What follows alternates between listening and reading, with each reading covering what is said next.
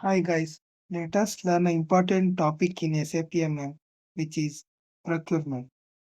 Now let us know about procurement. Procurement is a process of purchasing goods and services from external source or vendor.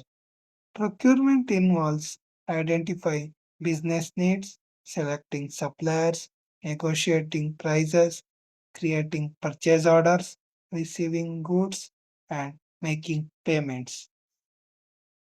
Now, let us know about procure-to-pay cycle. In procure-to-pay cycle, first, organization checks the requirement which is needed. Then, purchase requisition will be created by respective departments.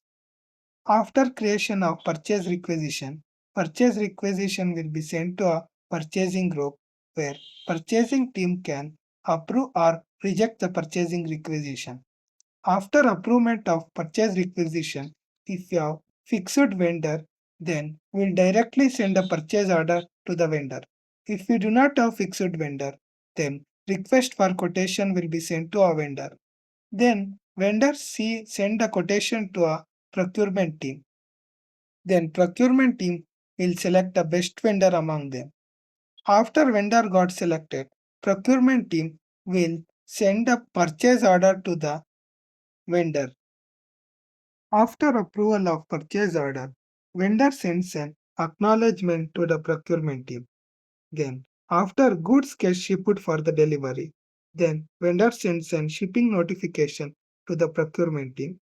After the delivery of goods, then inventory people will examine the goods quality, goods quantity, delivery date, and purchase order.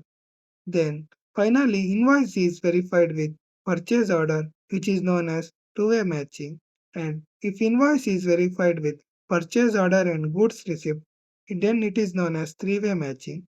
And if invoice is verified with purchase order, inspection, and goods receipt, then it is known as three-way matching. And at the last, final payment will be done to the vendor. That's all about the procure to pay process.